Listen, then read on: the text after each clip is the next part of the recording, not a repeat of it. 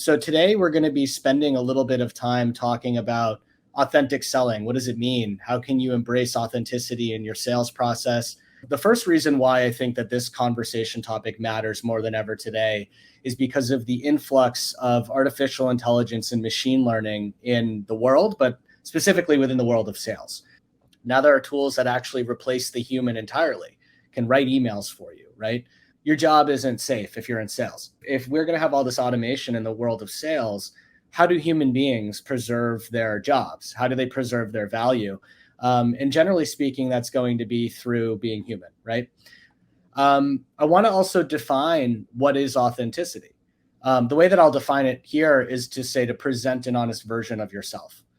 And the reason that I think those two are interchangeable is because you generally will present an honest version of yourself amongst people who you trust, which are often your close friends, family members, people that you have within your inner circle. Like imagine if you need a babysitter, okay? And, let's say you love going to Las Vegas with one of your best friends and you like partying with your best friend and that's one of your options, or your mom.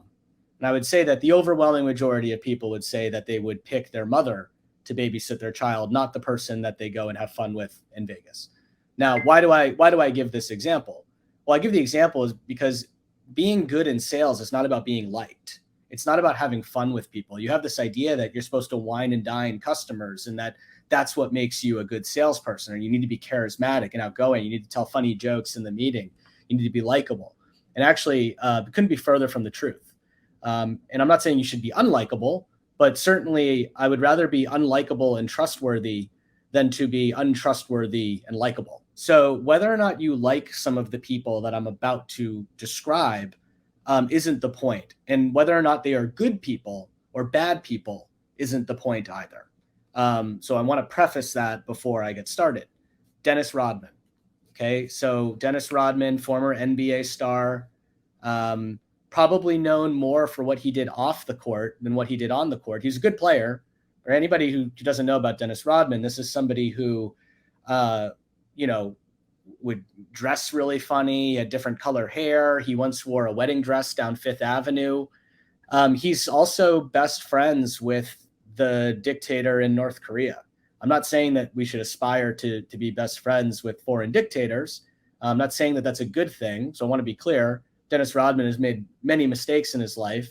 He's made some very questionable decisions. And yet, not only is he still quite popular, he's been able to get someone to be his best friend who hates the rest of us, doesn't want anything to do with us. Why is that? How do you accomplish that if people don't believe that you are honest, right? Dennis Rodman might be a very weird guy. We might question a lot of his decisions, but in the end of the day, people love and respect him because he doesn't hide from who he is. It's not an act. He's not pretending to be weird. This is who he is. He's been known after games to go into the locker room, put on combat boots and run on the treadmill and talk smack. That no one would go out of their way to go run on a treadmill in combat boots just for the story, right? So Dennis Rodman is a great example. So if there's one thing that I really, really love to do, something that I think is, I'll be honest, is starting to actually aggravate me a little bit, is I think that when I see a lot of the content that's out there around like thought leadership around this issue or this challenge around how to write effective cold email, it seems to me like it's the same stuff over and over again. Have a catchy subject line, have a, shorten to the point email. You have to personalize it, right? These are all the same things that everyone's been saying for a long time. And the reality is that the landscape has changed dramatically. It's so easy to automate all of this stuff now that everything that I just described is table stakes. Just going out of your way to show that you did research on someone doesn't make you stand out anymore. Shared values are what matter. And this is actually an example of like how Humantic, I think, has been helpful for me, in that like not only can I talk to people's shared values, I can speak to them in a language that actually resonates with them. As human beings, we are biologically wired for survival. And as part of that instinct, we are wired to cohabitate or gravitate towards people who share our values. We have a very tribalistic instinct. Think about every major war that has ever happened throughout human history, it is almost always the result of other people who do not share our values, whether it's a religious philosophy, a governing philosophy, people looking different than us, right? I mean, these are horrible reasons to start wars, and this is what has happened, right? It's sad. Think about our political landscape right now. It's incredibly tribal. You're either on team blue or you're on team red for the most part.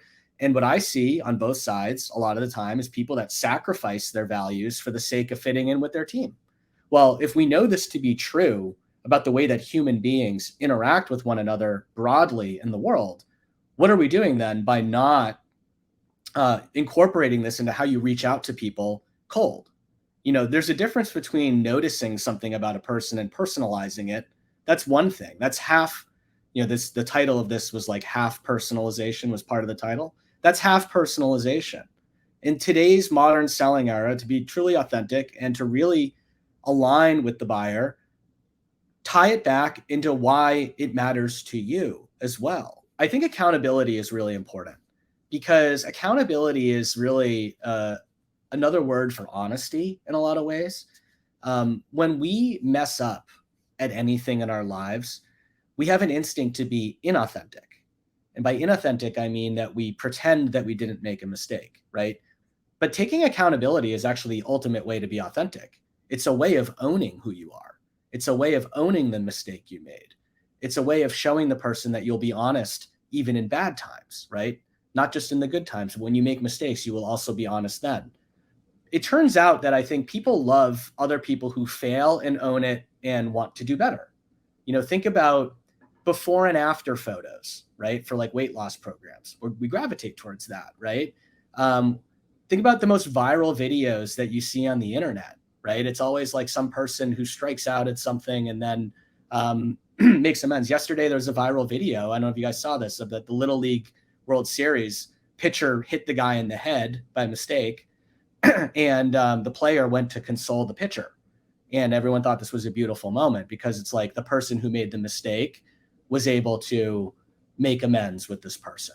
I'll give you an example, I guess, in the interest of like living the examples I'm giving. I made a mistake a few weeks ago in my job. I've been working with a champion at one of my potential prospects.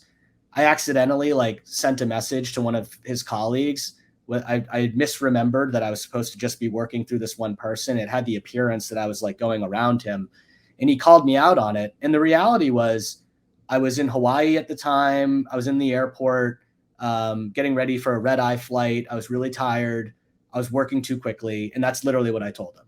I said, you know what? I'm really sorry. I was working way too quickly. I was in Hawaii. I'm just got off a red eye, just super tired. Dumb mistake, won't happen again. And actually it actually made him like me more, I think, because it made him feel, I think he wasn't expecting it. I think he was expecting me to make up an excuse that I didn't know any better. And that this was the first time he had told me, which would have been a lie. Right. And I think that he was pleasantly surprised to see that I was just honest about it. It actually made our relationship better. And I'll give you one last example here. It's think about when you go to a restaurant, right? Sometimes negging yourself can actually be a good way to build trust. If I go to a restaurant and I ask the waiter, what should I get, the steak or the chicken? And they say, you know what, the steak's not that good. You should get the chicken. I'm kind of going to believe them, right? Because the chicken's less expensive. Usually they want to sell you the most expensive product that they can, so they make more money. But if they kind of neg you at the beginning and they say, or they neg themselves at the beginning and they say, you know what, I actually don't think this is a good product for you. You should think about this. It makes you more trustworthy. So here's a counterintuitive idea that you can take into a sales pitch. Start out by telling the customer all the things that you can't do. I'm going to repeat that. Start out by telling the customer everything you can't do. Why would you do that? Well, it'll build trust. You're going to spend the rest of the presentation talking about everything that you can do. So you want that to bear weight. You want that to matter. Well, if the person is going to believe you because you told them everything you can't do, everything that you can do now resonates in a much better way than it would have otherwise. So I think vulnerability is key, not just in sales, but also in leadership, hiring, job interviews, all sorts of things. If you can be vulnerable with people and you can be honest about things that are difficult to talk about, people will open up to you. They will naturally want to help you, and they will naturally, gravitate towards you. Um, so think about a tale of two different leaders in a company. One leader gets in front of the team and says, "Hey, all you, you losers! Like, when I was your age, I was amazing at this, and this is what I did, and you guys aren't doing it, and this is how you need to do it." Or they can say, "Hey guys, like, when I was your age, I really struggled with this. I almost got fired from a job, and it was a big wake up call for me, and I had to start, focusing on X, Y, and Z thing, and I don't want you guys to make the same mistakes I did. So here it is.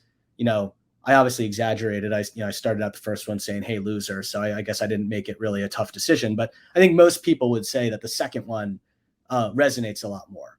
So I encourage vulnerability. I encourage leaders to be honest about the things that they struggle with their team, not just sit up there and act like they're perfect and they're good at everything. You will garner much more respect and attention when people can relate to you, which comes back to shared values, which I talked about at the beginning.